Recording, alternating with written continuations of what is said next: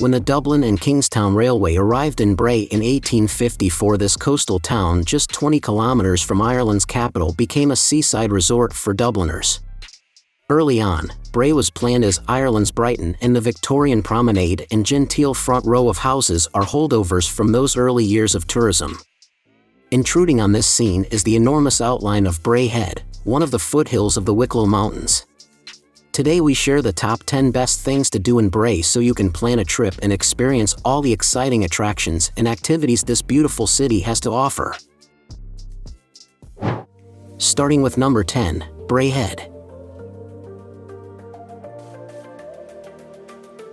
An eastern spur of the Wicklow Mountains, Bray Head is a 241-meter hill watching over the south side of the town. You can begin a calorie-burning ascent from Bray's Victorian Promenade, scrambling to the summit for widescreen vistas of Bray, the Dublin Bay and inland mountains. Also up here is a stone cross erected in the Catholic Holy Year of 1950. This monument is the final station of the cross during a pilgrimage every Good Friday. If you carry on south from the summit, you'll get onto the Bray Head Cliff Walk, where the path clings to the slate bluffs on the way to the resort of Greystones. At number 9 is the Bray Promenade. When the sun is out, it doesn't get prettier than the long Victorian promenade lining the beach at Bray. This begins in the north at Martello Terrace, which has its own story to tell as a young James Joyce lived at No. 1 between 1887 and 1891. To the south is Bray Head, which brings a bit of spectacle to the row of painted Victorian houses behind the foreshore.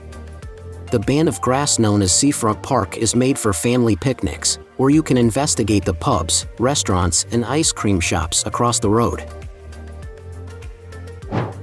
At number 8, Wicklow Mountains National Park.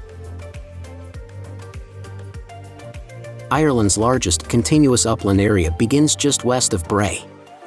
The Wicklow Mountains are a granite range, with smooth, rolling peaks rising to a maximum 925 meters.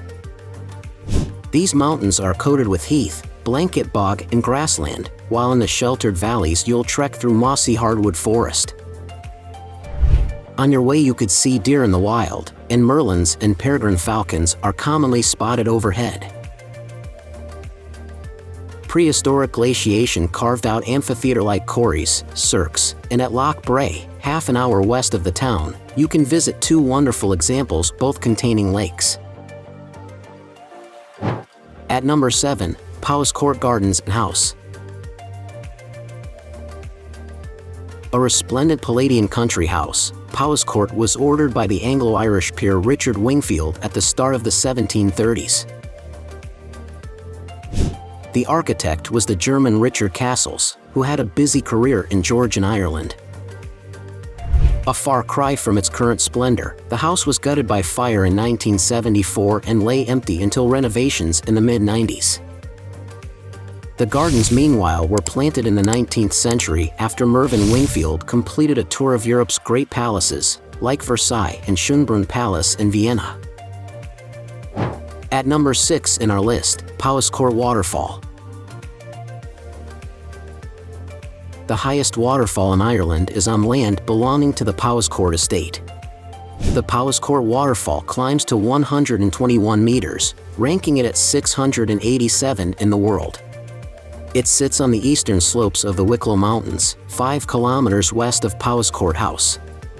In the 19th century, the grounds on the way to the falls were planted with sequoias, beeches, oaks, and pines, which have since matured into giants. The parkland is also grazed by a herd of Sika deer that was introduced in 1858. At number 5, see Life Bray. When the weather isn't playing ball and a rain-soaked ice cream doesn't sound hugely appealing, head indoors to see Life Bray, Ireland's #1 aquarium. Conspicuously located right on the promenade front, it's a treasure trove of colorful fish, tropical life, and it even contains sharks and octopus. It's good value too, with advanced tickets online available from €14. This is a handy one for those of you wondering what to do in Bray for families.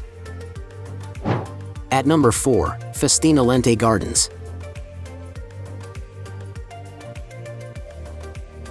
The largest working Victorian walled garden in Ireland is a stone's throw from Bray. Festina Lente Gardens have been painstakingly restored to their 19th century appearance, within walls that are even older, going back to 1780. There are 3 areas to ramble in: a working kitchen garden with vegetables and herbs, a pool garden, which has its own terrapin sanctuary, and, best of all, an ornamental formal garden where there's a meticulously tended rose terrace, statues, fountains, and geometric flower beds. At number 3 in our list, Great Sugar Loaf. East of the Wicklow Mountains is a separate and geologically distinct hill that sticks out in the landscape for miles. Looking at conical shape, you can understand how the Great Sugar Loaf is often mistaken for a volcano, when in fact it's made up of Cambrian quartzite and is an ancient sedimentary deposit on the seabed that has resisted erosion. For centuries, this 500-meter hill was a wayfinder for pilgrims and scholars traveling to and from the Glendalough Monastery high in the Wicklow Mountains. At number 2, Dalkey Castle.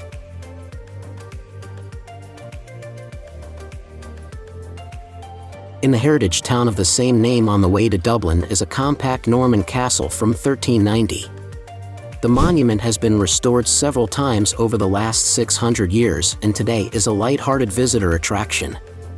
Dalkey Castle has a team of actors in costume, like a barber/surgeon who'll tell you what sort of grisly operations he performs, a cook baking hedgehog pie, and an archer with a longbow you can try.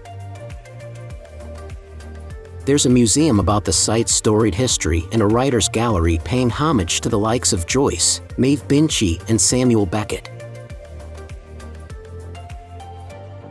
Check out the number 1 places in our list, Killiney Hill. South of Dalkey is a 153-meter granite hill right on the coast and descending sharply to the sea. The slopes of Killiney Hill have thick pine and oak woodland, while the summit of the hill is bare, but for a bed of heather. The obelisk up here dates to 1742 and was built as a famine relief project following a crop failure during a cold spell towards the end of the Little Ice Age.